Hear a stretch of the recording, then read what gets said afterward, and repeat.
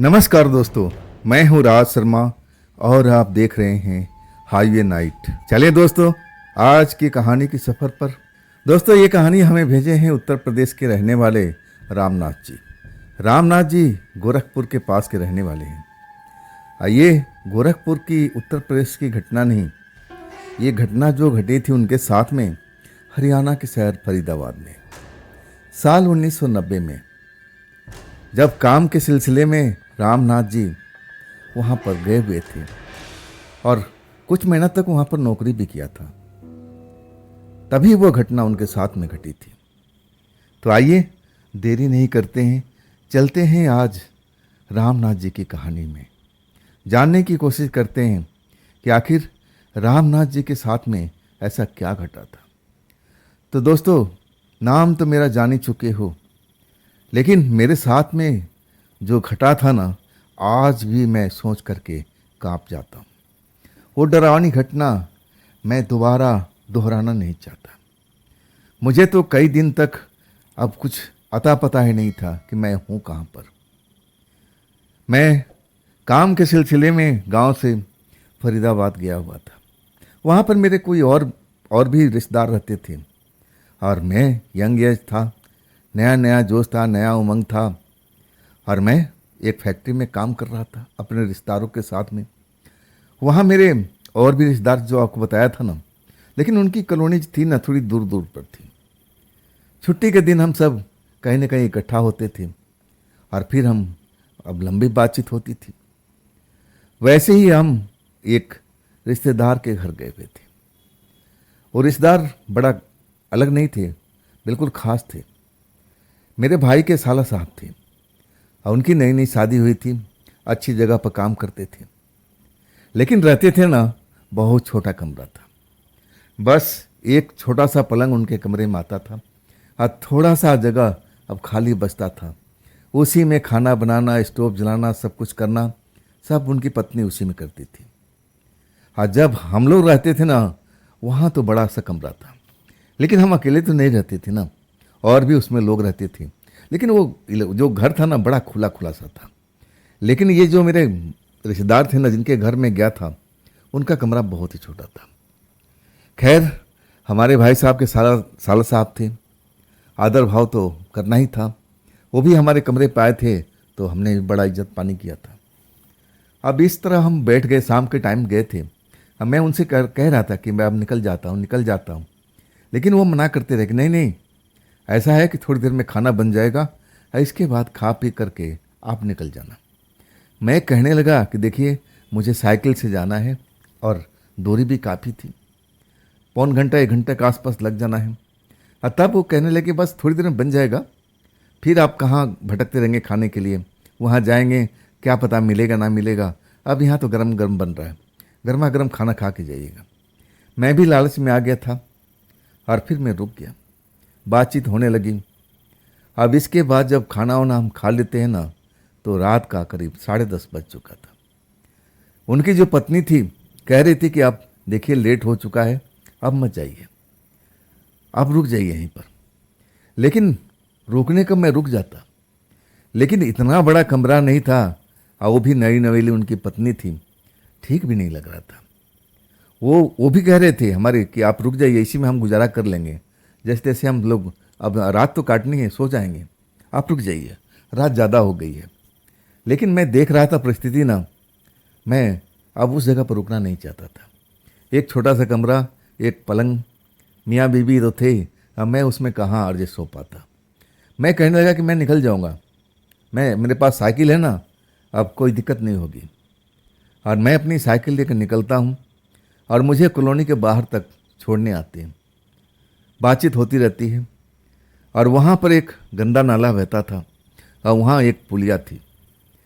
पुलिया जब हम पार कर लिए ना, तब मैं उनको बोलता हूँ कि आप जाइए। अब इसके बाद वो लौट जाते हैं और फिर मैं अपने रास्ते पर चल देता हूँ। साइकिल चलाते हुए खाना तो खा ही चुका था, अब नींद भी आ रही थी।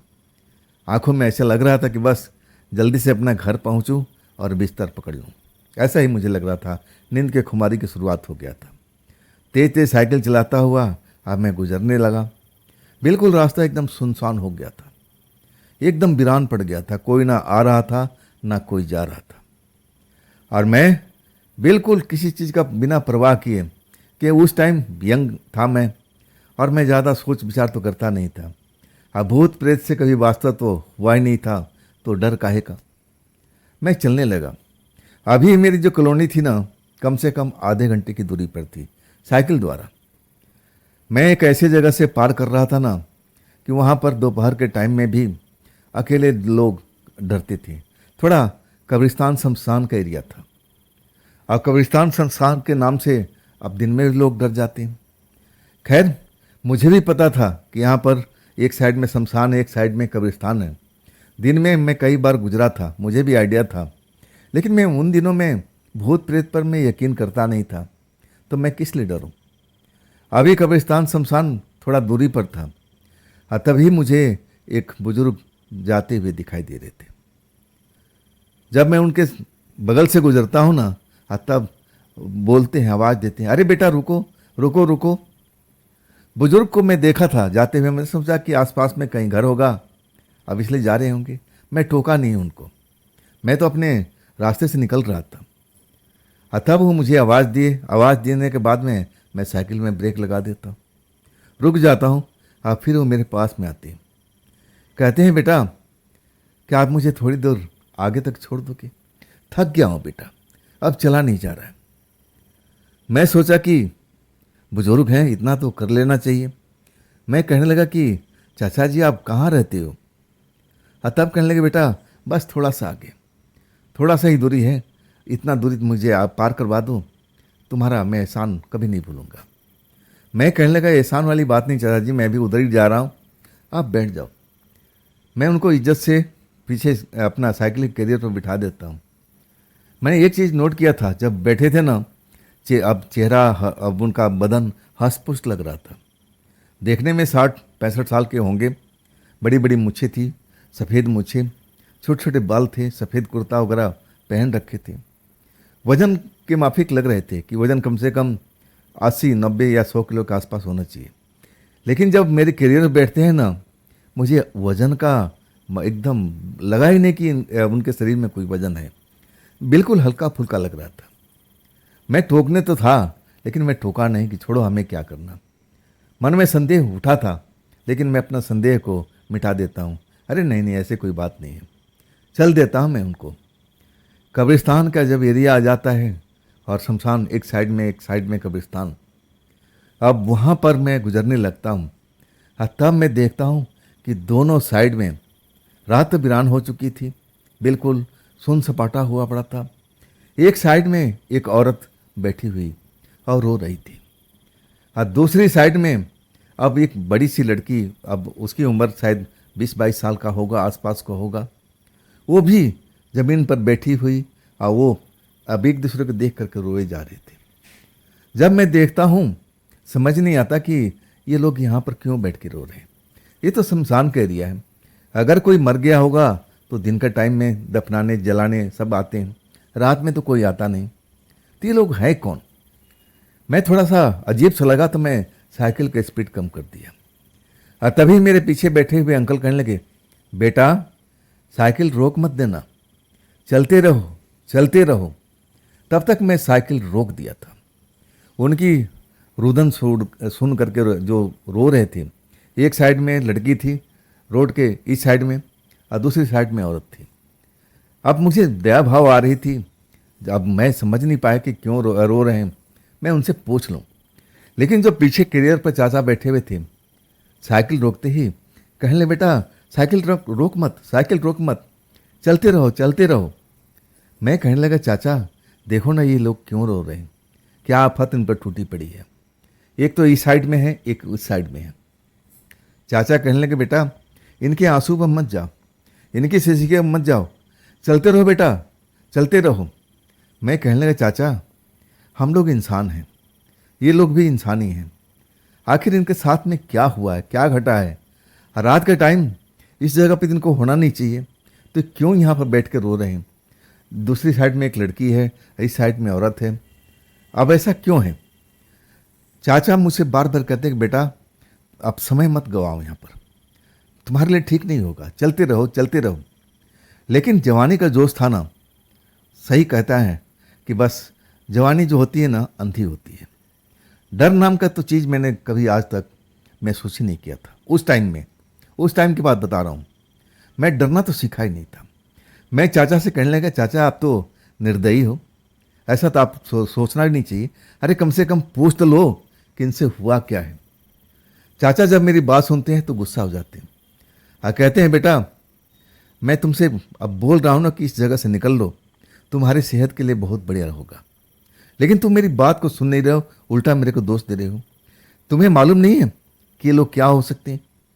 मैं कहने लगा, चाचा ये क्या हो सकते हैं, इंसान की तरह दिख रहे हैं तो इंसान ही है ना, कोई जानवर तो है नहीं, ऐसा कोई भूत प्रेत तो है नहीं। तब चाचा कहने लगे, बेटा तुमने अब बात कही है, ये जानवर नहीं है, लेकिन ये जो तुम बोल रहे हो ना वही चीज़ है। मैं एकदम हैरानी से चाचा की तरफ देखकर कहने लगा, चाचा आप जरा उतर जाओ, मैं जरा इनसे पूछ के आता हूँ। हाँ मैं सही में उतर चुका था। अभी चाचा कैरियर पर बैठे हुए थे और बैलेंस बिगड़ रही थी। और तब चाचा ने मेरी हाथ पकड़ ली। अरे रुक जाओ बेटा, रुक जाओ, एक कदम आगे मत बढ़ाना, नहीं तो मैं तुम्हारा कोई मदद नहीं कर पाऊंगा, तुम संकट में फंस जाओगे। तुम्हें मालूम नहीं कि ये लोग कौन है। मैं कहने लगा, चाचा इंसान है और कुछ नहीं है, भूत प्रेत आज के ज़माने में कहीं होता नहीं है।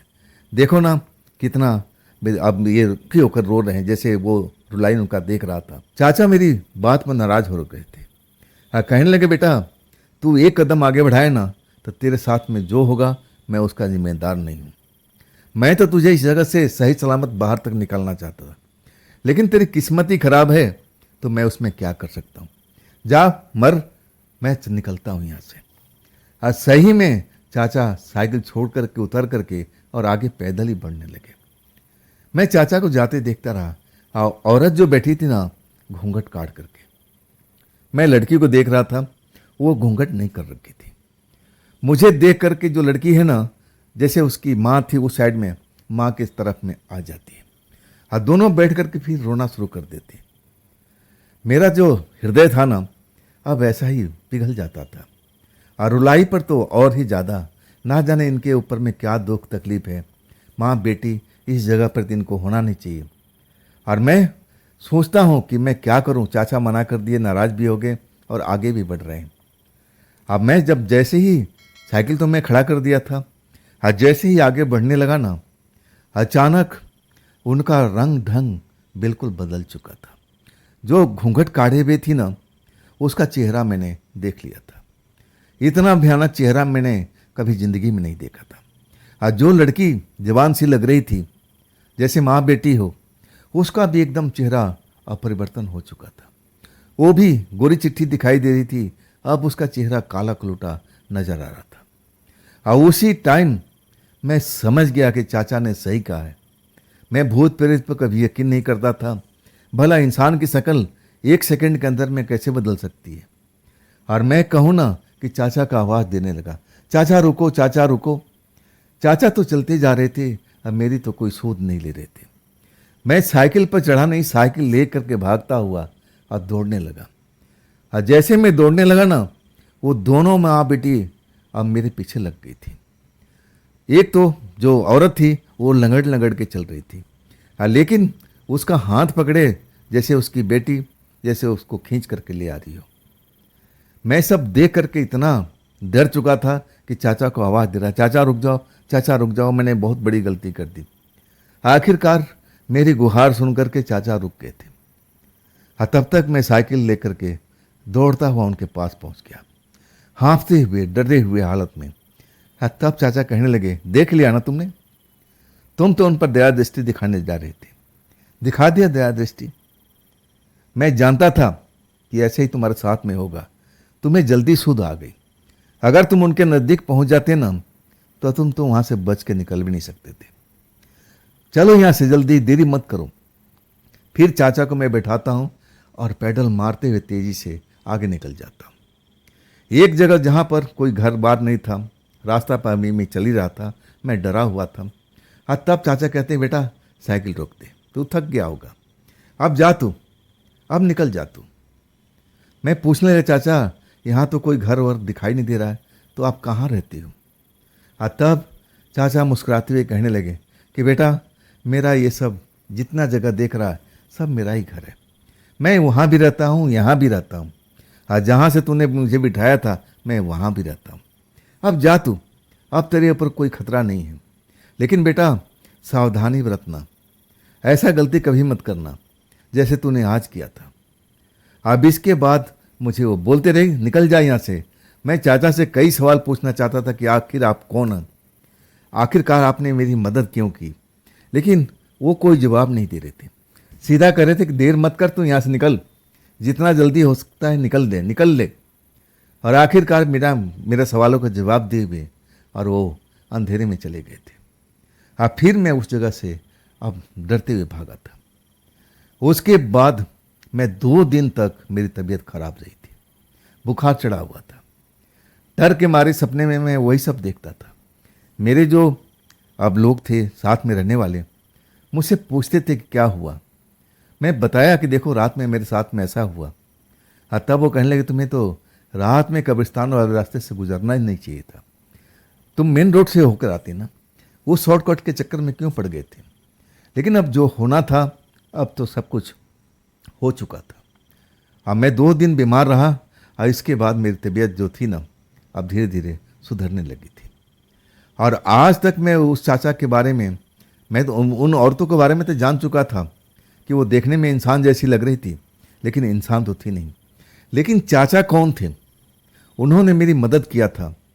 जानबूझकर वो रास्ते में आए और साइकिल रुकवाया, साइकिल पर बैठे और मैं उनको अब आगे तक लेके जा रहा था। लेकिन वो बीच में औरतें नहीं आती और शमशान नहीं आता तो शायद मैं उस जगह पर रुकता भी नहीं। लेकिन उनके बारे में आज भी मेरे मन में जिज्ञासा थी कि आखिर वो कौन हो सकते हैं। क्या कोई वो देवता थे, कोई पुण्य आत्मा थे, या कुछ और थे? तो दोस्तों, ये थी आज की रामनाथ जी की भेजी हुई कहानी। ये कहानी आपको कैसी लगी कमेंट में ज़रूर बताइएगा। हाँ दोस्तों, अगर आपके पास भी ऐसी कोई घटना, कोई कहानी, कोई अपनी आप बीती है तो आप मुझे इंस्टाग्राम पर मेरे व्हाट्सएप नंबर पर अपनी घटना को आप मुझे शेयर कर सकते हो। हाँ दोस्तों, ये भी चैनल आप ही का है, तो इसको आप लाइक कीजिए, हाइप कीजिए, सब्सक्राइब कीजिए, शेयर कीजिए अपने दोस्तों को। हाँ, फिर हम मिलते हैं कल की रात इसी चैनल पर, इसी टाइम पर, एक नई घटना, एक नई कहानी के साथ में। आप लोग अपना ख्याल रखिएगा। नमस्कार।